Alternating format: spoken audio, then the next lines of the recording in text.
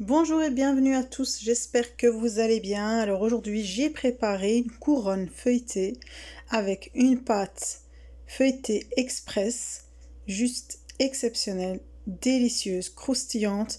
En tout cas vraiment si vous cherchez une pâte pour vos chaussons, pour vos salés, pour vos différents feuilletés, c'est la pâte qu'il vous faut. Elle est vraiment facile à préparer et très rapide, on la travaille directement. Donc ici j'ai fait une farce avec du poulet et des champignons et poivrons. Donc la farce, ça sera vraiment selon vos goûts.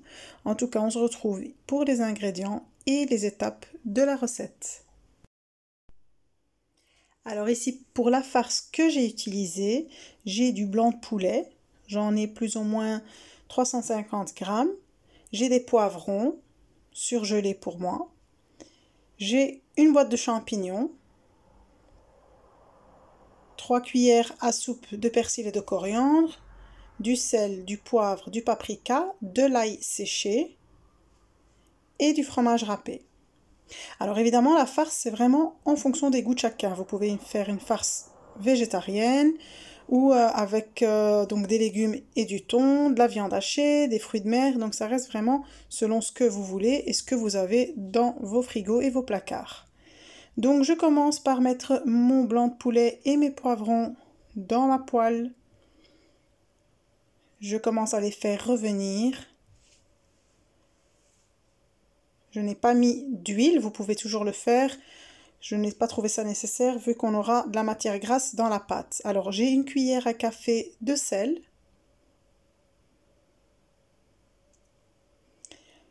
Le quart de ma cuillère de poivre. Une bonne cuillère à café de paprika.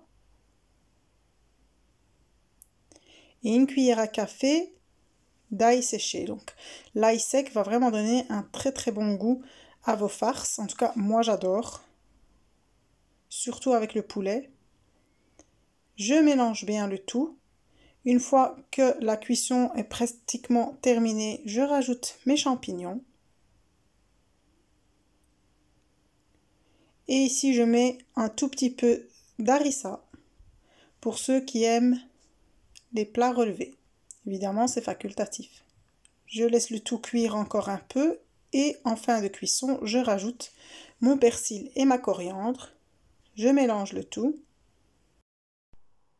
Je retire du feu et je laisse refroidir. Alors maintenant, on va passer à la préparation de la pâte qui va se faire en 2 étapes. Tout d'abord, on aura besoin de 90 ml de lait tiède, l'équivalent d'un demi-verre, un demi-verre aussi de farine, donc 50 grammes.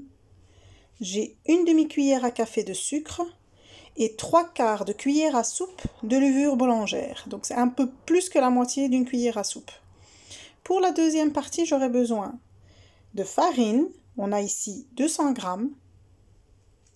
J'ai une demi-cuillère à café de sel, 50 ml d'huile, un blanc d'œuf, et le jaune d'œuf on va le réserver pour la dorure, une cuillère à café de vinaigre blanc, quel que soit le vinaigre, du moment que c'est un vinaigre de cuisine. Et ici, j'ai 150 g de margarine que j'ai congelée et que j'ai râpée pour que ce soit plus facile et pour que ça ne colle pas aux mains. J'ai mis un peu de farine avec pour que ce soit plus facile et que ça ne colle pas. Et mon jaune d'œuf, évidemment, pour la dorure. Alors, la première partie, comme je vous l'ai dit, on va mélanger le demi-verre de lait, le demi-verre de farine, ici la levure boulangère, et le sucre. Et on va bien fouetter tout ça.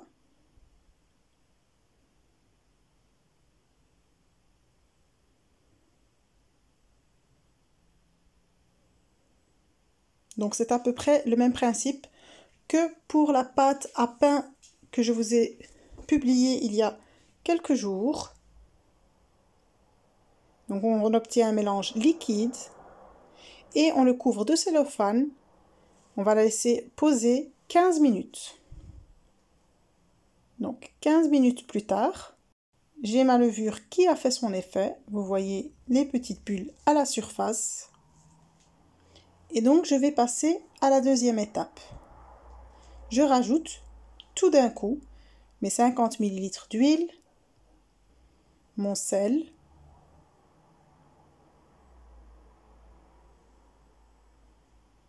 le vinaigre. Le vinaigre, c'est vraiment pour le croustillant de la pâte, ça apporte vraiment le côté croustillant. J'ai le blanc d'œuf et je rajoute la farine petit à petit. Mais j'ai mis un total de 200 grammes.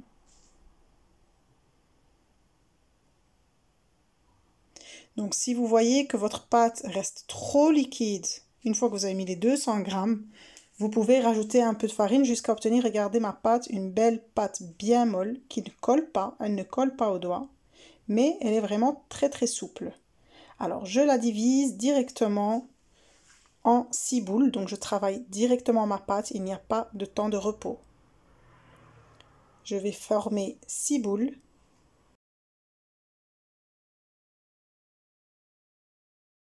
Donc c'est vraiment l'avantage de cette pâte-là, c'est que c'est très rapide à faire, il ne faut pas attendre. Donc ici, je vais commencer par étaler mes boules sous forme de disque, pas trop grand, il faut juste qu'ils aient tous à peu près la même taille. Et je les mets sur le côté à chaque fois. N'hésitez pas à utiliser de la farine car la pâte est légèrement collante. Une fois que j'ai étalé mes 6 disques de pâte, je récupère ma margarine que j'avais laissée au frigo et je commence à disposer ma margarine par-dessus mon premier disque. Je place le deuxième disque par-dessus, j'appuie légèrement pour vraiment le bloquer dessus. Je rajoute de la margarine. Je remets un disque de pâte par-dessus et je les tire bien sur les côtés. Vous voyez, comme ça, ils ont vraiment tous la même taille. Et je continue ainsi de suite jusqu'à avoir terminé mes 6 disques. Évidemment, le dernier, on ne mettra pas de beurre par-dessus. N'hésitez pas à appuyer sur les côtés pour bien fixer chaque disque de pâte.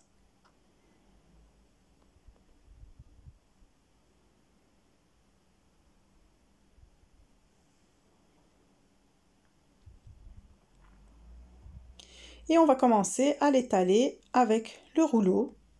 Vous pouvez rajouter de la farine si ça colle. Et on va l'étaler assez finement parce qu'elle va encore un peu gonfler à la cuisson. Donc je vous montre ici l'épaisseur. Vous voyez, c'est quand même assez fin. Pas trop non plus. Je prends ici ma plaque de four.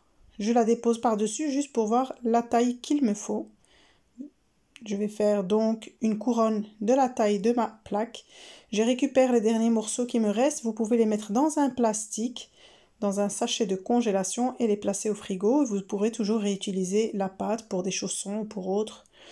Donc voilà. Alors ici, je mets mon disque de pâte sur ma plaque de cuisson. J'ai déposé une assiette au centre pour vraiment marquer le centre de mon disque de pâte et je vais commencer à couper avec ma roulette à pizza. Donc vous voyez, j'ai partagé en 2, puis en 4, puis en 8.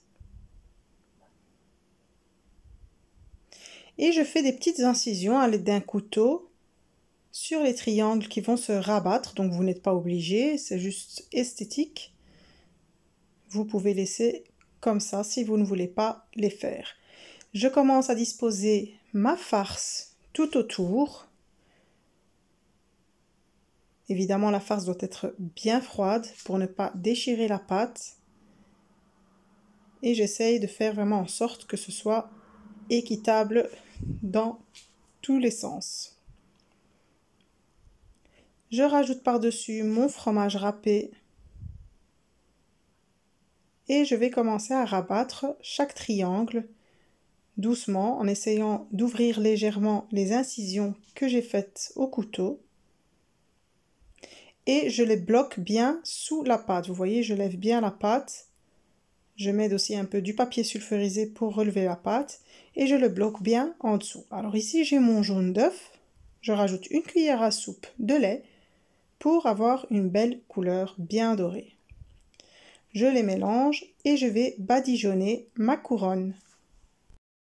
Alors pendant ce temps-là, j'ai déjà préchauffé mon four à 200 degrés. Il faut que le four soit bien chaud. Donc pour la déco, c'est vraiment comme vous voulez, soit vous laissez comme c'est. Moi, j'ai rajouté quelques petites graines en fonction de ce que vous avez chez vous. Vous enfournez dans votre four, donc qui est préchauffé à 200 degrés, pendant 30 minutes, selon le four. Le mien, donc, m'a demandé seulement 30 minutes de cuisson. Vous voyez, j'ai bien allumé haut et bas et j'ai bien mis à 200 degrés. Voilà, ma couronne feuilletée est prête. Elle est super croustillante, vraiment délicieuse. La pâte est top de chez top. En tout cas, moi, j'ai eu un coup de cœur pour cette pâte. Je la réutiliserai pour mes futurs feuilletés et chaussons. Et la farce aussi était vraiment délicieuse. Mais après, toutes les farces peuvent se marier vraiment avec tous les types de pâtes. Alors ici, je vous coupe votre part. Regardez comme la pâte a bien craquelé.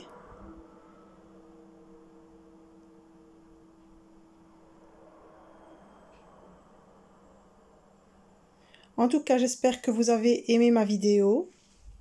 N'oubliez pas de me mettre un petit pouce bleu pour me le faire savoir, de me laisser un commentaire et de vous abonner à ma chaîne pour toujours plus de nouveautés. Je vous dis à très vite pour une nouvelle recette. Au revoir!